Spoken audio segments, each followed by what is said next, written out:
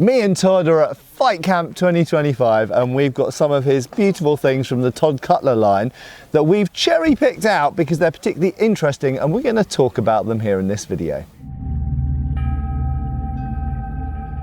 Hi folks, Matt Easton here of Schola Gladiatoria and Todd of Todd's Workshop. There we go. So we've picked out three things here. I thought because they're all sort of contrasting and interesting. This one's a fairly new one, isn't it, to the product line. So we're going to start with this one. And, you know, I thought there's some interesting things we can say about these. So let me take that off you. So tell us about this, Todd. What is it? So this is a COUSTILLE and it's kind of a piece of mystery, really. So it's a short sword. I mean, it's a really short sword, or is it a really long dagger? And it looks like a child's arming sword at first sight, doesn't it? I wouldn't give it to my son. I think it's really, no, I would certainly wouldn't give it to my son. But it looks cute. It looks like a scaled down. It is cute. Yeah. It's not, I mean, you know, cute in a swordy way, cute, but it's cute. So the reason that it's a bit of a mystery is it a sword or is it dagger? And that's actually it's not a joke, it's not a witticism, it confused them at the time. Yeah. So the Coustilles were a bunch of French brigands, roadmen basically, working late 14th, early 15th century. And they were apparently named after the weapons that they favoured, which was the coustille. Yeah.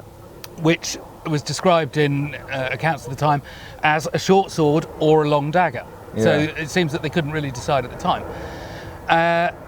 Now the thing is, you might know as well, but I have not seen anything in a museum that I could identify as a coustille. Nothing has got a badge on it or a label. No. And I can't actually think of any swords in museums that are like this. So there's this group of swords. Stuart Oakeshott wrote a bit about them, and I think Lord Blair did as well, like riding swords they refer to them as, which I'm not a big fan of because we have this group. What, the term or the swords? Well, so being applied to those swords, because the problem is we've got this other group of swords that are in German known as Ritterschwert later on, and you've also got the confusion of Ritter being a knight as well. So we've got this group of swords from the 16th, 17th centuries, which are really what some people would call side swords. They're kind of like travelling swords, but they seem to be completely disconnected from the medieval swords. So when people talk about riding swords in a medieval context, they seem to be talking about a slightly scaled down arming sword, but we don't really know what the purpose. We know they exist because we've got them, but we don't know really what they were for. Some people might argue that they were younger people's, you know, like young squires' swords, or you know, kind of like knight in training sword, teenager swords, or were they coustilles? So it might be that they do exist, and that's what those are. It's just become a hard thing to identify and label, which actually the bruegel MESSER that we're going to talk about as well falls into a similar kind of pattern in a way. Yeah. So the thing is, what I did was, actually thanks goes to a customer of mine, a long-term acquaintance, Craig Peters, who told me that I should make a coustille, so sent me a load of pictures and said, make this. So thank you, Craig. Cool. Which is I was going to ask where you got the idea from, so that was... Yeah. So, as I said, I can't identify any museum examples. Yeah. But there are several pictures where, manuscript illustrations, where you can see sort of fairly rough-looking guys with daggers having fights. Yeah. Long daggers, short swords. Could they be coustilles? Yeah, possibly. I mean, the other thing is, of course, you can't know because artwork changes the priority if they're trying to emphasise the length of a dagger or whatever. So you can't ever take it as written that the proportions are correct. But if you do take it as written that the proportions are correct, it's kind of about this size. They seem to have a slightly curved down guard, not very much. Obviously, the illustrations haven't got a lot of resolution in that sense, so you can't see very much. Seem to have a wheel pommel. Double-sided, sword-like in appearance, and so again, I can't say this copied off an existing example. It's not. Does it follow the themes of the artwork reasonably well? Yeah. And functionally, it's sort of similar to Cincordeo as well, isn't it? In terms of the size and the weight and perhaps the purpose. I mean, do we know these Coustilles? Presumably, they used other weapons as well, shields, or? I personally don't know that much about them, and I'm not sure that much was written about them either, because I don't either, actually. Yeah. Full disclosure. Fill us in. Simply because we both read a lot, we talk to a lot of people, we look in museums and books, and it's not something that's discussed very much. So I suspect it's probably not written about very much either. Yeah. So a bit of a mystery weapon, but the end result is what we've got is a really nice little sword, and I'm sure that there will be some people out there who will be thinking about Sting from Lord of the Rings, and it's very much the same kind of, if you imagine a Hobbit sword, it's a kind of a right size and a shape for that. But well, it might even be a hand and a half for a Hobbit. But as a large knife, it's more formidable than a typical knife by a large margin, and it's very, very easy and convenient to wear, isn't it? So I think a really nice little sidearm. It is. I mean, I was talking to Zach Evans about it at Tewkesbury, actually. Yeah. So he's another YouTuber, and he was asking why this size. I said, well, I don't really know. And he put forward a theory, which I think is great, is if you are living on the road and you are, hiding in bushes and jumping out and having the odd fight in pubs and things like that, carrying a long sword or carrying something else, if you're tramping 20 miles in a day, every bit of weight counts, every bit of inconvenience having to get tangled in a bush or whatever, it matters. And so it could well be as simple as that it's big enough to do the job, big enough to be intimidating, scary and useful. Yeah. But small enough to actually be convenient for living on the road. Yeah. So kind of on a similar topic to that, let's have a look at the bruegel MESSER. Yeah. So I guess first of all, for anyone who doesn't know what is a MESSER, obviously the Germans will all be shouting knife, but also where did you get the idea for it from, and the particulars of the design and that kind of stuff? Yeah, so Peter Bruegel was an artist that painted extraordinary pictures. Well, I think, there's the younger and older. I think there was actually a family of Bruegels, so they went on for quite a long time into the 17th century, I think. But the one we're talking about is mid-16th. He painted fantastic pictures of daily life, but he'd pick a theme like the games that people play, or the Easter celebration, or winter, and he'd pick a theme and he'd just do a painting. If it was of the village, it would be every game that the children play. So there was over 100 different games with children playing games and things. And often in the snow as well. Yeah. And kind of, he's very kind of, he shows quite a lot of architecture as well, actually. I know architectural historians quite like looking at Bruegel. So he shows these real kind of town and village scenes that really give you a sense of the time. Yes, and realism without prettiness. Yeah. So if the guy looked rough and was wearing rough clothes, that's what he would paint. Very literal. So literal, yes. And I think that some of the clothing, he's famous for showing kind of falling apart clothing, and someone's hose are falling apart and you can see their butt sticking out and things like this, and it's quite charming. Charming. They are absolutely lovely pictures. And I don't know, 25 years ago I started my reenactment in Tudor, so 16th century, so absolutely Peter Bruegel's area. Got a fantastic book, and the thing about his paintings was they were massive, they were huge, and so that means that even with the photographic reproduction, the resolution is brilliant. So the detail that you find in his paintings is just so truthful and so accurate and full of, really genuinely full of life. Anyway, so you see a few of these MESSER in the Bruegel pictures, usually on pretty rough looking guys. Definitely guys who like to drink and fight. Which they're often shown doing in the paintings. And there was just something about it. I like the form. They're always in the scabbard, so you can't quite see what the blade is, but it's fairly standard MESSER-y blade. But again, when we come back to things like the COUSTILLE, longer MESSERs I'm familiar with in museums, maybe even at this kind of length. But these sort of short ones at 12 or 14 inches, so at 30, 35 centimetres. Kind of Bowie knife size. Which, in Bruegel's paintings you see them. But again, I'm not really familiar with having the thumb ring on it, and this S-shaped guard was quite common, it appears, on those bruegel ones. Yeah, and in terms of the origin of these things, it's there's some quite hot debates going on behind the scenes actually at the moment, both as a result of some of the videos that I've made, but also just generally there's a lot of people out there, I think, trying to delve more into the historical sources and, you know, I know James Elmsley, for example, has done some video collaborations recently, and I've been chatting to James behind the scenes.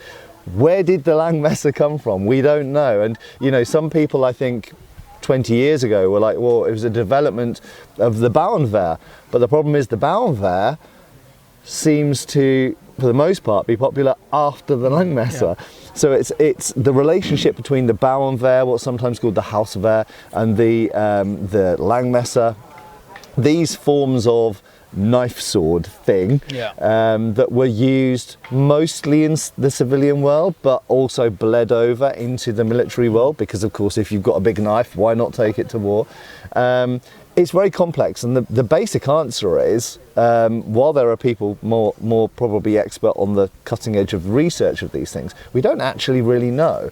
The Langmesser just kind of seems to appear around the year 1400, and you know, some people talk about that, oh, it was to get around the laws of, oh, you can't carry a sword but you can carry a knife. Well, we know that burghers were using swords in fencing schools, so they had swords. Yeah, I mean, you see where that whole theory falls down. I don't know, you don't know, who knows if there's truth in that, but I've just got this vision of what would happen, and it's like the rapier one as well, that, you know, to snap a foot off the end of the rapier or whatever. But you turn up at the city gates and you want to get in, the guy goes, well, that's a sword. And you go, well, I think you'll find, because of the construction here, it's not a sword, so you've got to let me in. The guy goes, oh, all right then. I mean, really, you know, you've got 4 guards on the gate. If it's a sword, you know, if it looks like a duck and it quacks like a duck, it's a duck. And the other aspect that people come at is from the sort of guild and the you know, the knife makers guild. They wanted to branch into making other types of things, so they made these giant knives, and there was a market for those. That strikes me as a bit more plausible, actually.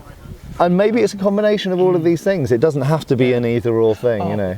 Sorry, this is a complete aside, which you can edit out if you want.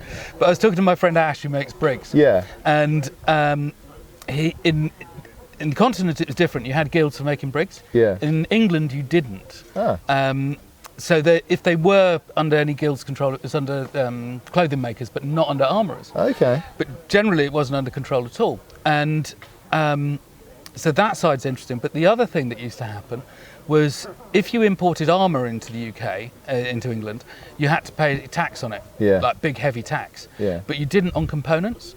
So they used to, in Spain and Portugal particularly, they would make the components for bricks, make everything, but not assemble, and then send them to London with a craftsperson who could then put them together in London, no tax, and no change from the modern world. Yeah. So these, you know, these things, the history of them, the place they played in society, the fact that they're Messer in general are thought of as a low status thing, and I think in origin they are. But Henry VIII has a Messer. You know, their Emperor Maximilian had. You know, there were high status versions of them. But it's interesting. It's things like bollock daggers you can track as well. They start as a working man's tool. Yeah. But by the time you get to, you know, 1480 or something, they're like super high status. I mean, the low people had them too, but they absolutely went up the echelon. So and we see that with some modern fashions and stuff as well. You know, sometimes fashion goes up, sometimes it goes down. Usually it goes the other way, that the posh people have it, and then it works its way down to everybody else. But certainly in history, it's things like that. Messer and bollock daggers, they start at the bottom and they work their way. Yeah, and just one thing, Todd mentioned the ring on this one. An interesting thing about this is, many of you will know that on the Langmesser and the Bauernwehr and this kind of thing, we have a nagel, or a nagel rather, a nail that sticks out the side, which achieves 2 real things. I guess it stops your hand from slipping up onto the blade if you're stabbing with it, but it also protects the outside of the hand. Later on, because this is 16th century design, we find that the nagel is sometimes replaced by other things, for example a shell guard. So that's how you get things like the dussac. So the dussac often has a shell guard instead of the nagel, but it's clearly a development of the nagel. And similarly, side rings achieve exactly the same thing. And I've often wondered, because we start to see side rings appear really at the end of the 15th century on arming swords and even long swords and so on and so forth. And I have wondered if the presence of those was somehow influenced by the nagel, which starts to appear at the end of the 14th century on knives and messer. So nagel 14th century. Yeah, they start to appear right at the end of the 14th century, around the year 1400, yeah. So 1390, 1400, round about there, on knives. And who knows. But anyway, it's interesting that this one, instead of a nagel, it has a side ring, but that sort of pushes this into being a 16th century design. Yeah, so these, I think the paintings were like 1540, 1550. Yeah. But the other thing I'd note is that the paintings were of the lowlands, which is... That's true, yeah. So Flanders, I guess, yeah. So I'm not sure exactly where, but and this has got a buy knife, as sometimes people call them. So it's a full set. You've got other things down I can't here. remember if the pictures in Bruegel had buy knives or not. But Messer often do. Messer often do. The Germans particularly seem to love putting buy knives on things more than other nations. Yeah, true. Yeah. It does quite a German thing. Right, and finally, the KATZBALGER, and there's been much discussion on even various... of what the name means. Exactly. So, funnily enough, last time I did a video about the KATZBALGER, I actually got messaged by a few German people who pretty much agreed with each other that it is a reference to a cat fight, a kind of a scrap, essentially, I guess we would say in English. So it's like a scrapping sword. You get in a scrap, this is a sword for a scrap. And the thing I think to mention, of course, is these are famously carried by the Landsknecht, but the Landsknecht, this wasn't their primary weapon. This was a sidearm, a backup weapon, and their primary weapons were either firearms, pikes, halberds, whatever, So why did you want to do a KATZBALGER, and why did you settle on that type? Right, why did I want to do one? So, Todd Cutler started with the swords 2.5, 3 years ago, something like that. Wow. And fundamentally, the longer a sword is, the harder it is to make. So, I wanted to start the process with shorter pieces, just because it eases you into everything else. I also happen to love shorter swords. I'm just personally not a fan of long swords, and I kind of never have been in a way. Maybe it's because I started a fascination with Rome. Probably where I began as a child. Eagle of the Ninth, if you ever read that. Right, okay, yeah. Anyway, so short swords have always been where my heart is, really. Yeah. And KATZBALGER is just one of those iconic pieces that I wanted to do. I think I love the scabbard work as well, because for me, really from the beginning, it's one of the reasons I started making knives 25, 28 years ago, whatever it was on the reenactment scene here in the UK. You could buy knives which were tolerably okay, but the leatherwork was appalling. And that's why I started making my own, was really because I just wasn't happy with the leatherwork. Okay. More than I wasn't happy with the knives. Yeah. And so the leatherwork's always really important. So I felt that there weren't any KATZBALGERs on the market that had a decent shape on it, that was appropriate shape. Again, the harnessing here, it's always very typical with KATZBALGERs. I don't know if it's everyone ever, but it seems that way, that they have some sort of interlaced kind system. of crisscross. Yeah, it's always something along these lines. Yeah. And again, on the reproduction market, there just wasn't that. KATZBALGERs, they have a lot of weight in the hilt, that is undeniable. But it doesn't mean that they have to be clumsy. And again, the reenactment ones that I'm seeing and most of the reproductions were just clumsy. They just weren't nicely done. So I wanted to do a sword that was, good and representative. So I like this. I think it feels good in the hand. And I also feel it kind of shouldn't, because there's so much weight there. It's like, I can't quite work it out. This is a productionised piece, so you make choices for that. So I've got a single fuller on here. They almost always were fullered. Lenticular blade. Can I just show that to the viewers? There we go. But often the fullers would be double or triple. I went for a single because it's productionised choices, helps keep prices down and so on. And then again with the guards here, that becomes... These could be super fancily decorated with firework. But the problem with doing all that firework is that it's slow and laborious, because you're working round a corner, you're working under here, through. It's hard and difficult work. But again, some of them you just have a simple twist on it. So that's why I chose that. So I didn't follow a particular example. I'm making production choices to make a good representative piece that is true to form. A plausible, true to form, but it's going to be relatively straightforward to manufacture. And so that's why there were choices in that. So that's how we ended up with that form on there. A little bit of file work on the quillen block here, which again, very often the case because, of course, the Landsknecht did love a bit of decoration. And then up on the top of the pommel again, there's a bit more file work up there. Yeah, I mean, so they're super interesting weapons. They seem, I think to some people, to come from nowhere, but they do clearly come from somewhere in the sense that these guards, originally they are less curved S guards and they become more and more exaggerated over time until they end up with this full hoop. But that does happen over a fairly short period of time. They seem to be a family 20, 30 years. Yeah, exactly. And these pommels particularly, I mean, people focus on the guards, but those pommels are really distinctive and really different. Couldn't be more Landsknecht. Yeah. You see it on the daggers as well, where you can get really quite a skinny handle of maybe 12 millimeters, and it comes up and it just goes, and you think it's got to be massively uncomfortable to wear, but to use. But you think of the Landsknecht and you think of everything that they're wearing. And surely comfort doesn't really come into it. It's about look. I mean, you need to be seen. They're like peacocks of the battlefield, aren't they? But the fact that you've got this quite long sort of bolster section here, and then only a small bit of organic material, and then a big pommel, that's so characteristic of them. Now, it's not to say they're all like that. Funnily enough, there are some which actually have a longer wooden section, but this is the iconic characteristic type. And this type was clearly popular. And they also have a flute which runs, particularly with this one, it's demonstrated all the way up the grip. So they're almost always they have that. Really, I mean, they even feel characteristic in the hand. They don't really feel, I guess the closest thing they feel like to me is some types of Swiss dagger, Basilard type thing. But they're absolutely characteristic, and I actually really like these grips because they're very flat, which means you can really feel the edge alignment.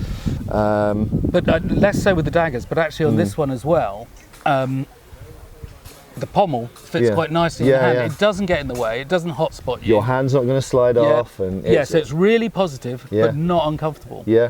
Whereas the daggers I look at and I think, they're horrible. And a lot of people have asked about these particular blades. These are essentially a short broadsword blade. They tend to be relatively broad, and they tend to be not tapering. So they're quite very little, tiny bit. Quite spatulate pointed. So this one's pointy, and some are pointy. That's about as pointy as they get. Exactly, but some of them are quite almost squared off or rounded off. I've seen one which is basically square.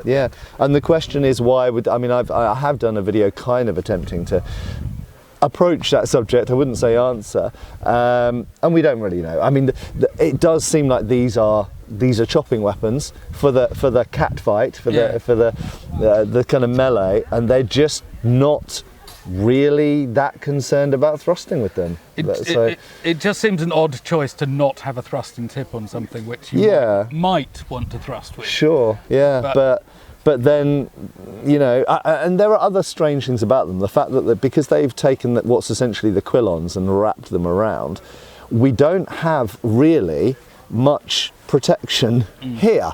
So if you're encountering another blade, you don't actually have you've got quite a lot of side hand protection, in fact a hell of a lot, like big great side rings, but you don't have much front or back, and you don't have anything in front of your knuckles. But to my way of thinking, this is a last ditch. You are practically wrestling distance, and you're just bam, bam, bam. You're not fencing with these. This is literally just, it's like a machete, really.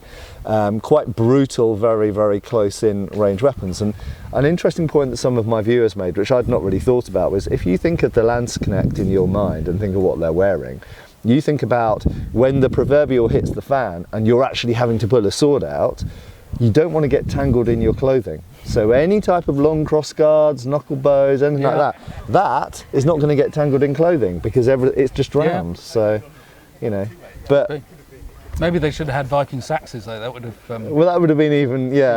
But I guess 16th century, you've got to have some kind of handguard on there. Although there is, I think it's in the museum in Vienna. Yeah. I've not seen it, but I've heard. Yeah. There's a KATZBALGER hilt with a migration era pattern welded blade on it. Yeah, I've seen photos of it. Yeah, a long time ago. I think on Sword Forum back in the day. But yeah, we'll try and dig that one out for a future expose. But just a reminder, you know, that people did use old blades if you had an old blade lying around, and it is coincidental perhaps that a migration era blade is actually similar. Yeah, exactly, it's a similar shape to that. But for all we know, that could have been a 19th century person putting that together. So. Who knows? Who knows? Don't spoil it. I love it. But yeah, I think a KATZBALGER was definitely a good idea for your range. Thank you. And But so, you know, it's selling well. Which is, yeah, good, nice. good. It's a really nice, nice example. I think what I do need to do is an accompanying dagger of some kind. So yeah, not an Esquilin one. I mean, I do one already that's suitable for Landsknecht. yeah, But just one of their more ridiculous ones. yeah, Basically. yeah. Great stuff. Okay. Thank you very much. Well, I hope that's been somewhat interesting for you. Thanks a lot for Todd thank you. bringing these three out. Obviously, I'll stick a link below to the Todd Cutler website, but I'm sure all of you are probably patrons of it already. But yeah, great stuff, great products. There's also, you've got new things. I mean, I've seen some new things here that I hadn't seen before, and I imagine you've got some more new stuff coming. Always more coming. Yeah. Or actually, not that you can see it, but Irish skeins. Oh, really? So, yeah, I've got right. two, a shorter and a longer. Cool. Really interesting knives. Really Great stuff. Really odd and unusual. Well, maybe we can talk about those in a future video. Yeah, we should do. Good stuff. Okay, thanks a lot for watching. Hope we'll see you back on the channel really soon. And of course, if you're not already following Todd, then do. Cheers, folks. Thank you. Goodbye. Thanks for watching. We've got extra videos on Patreon. Please give our Facebook a like and subscribe if you haven't already. Cheers, folks.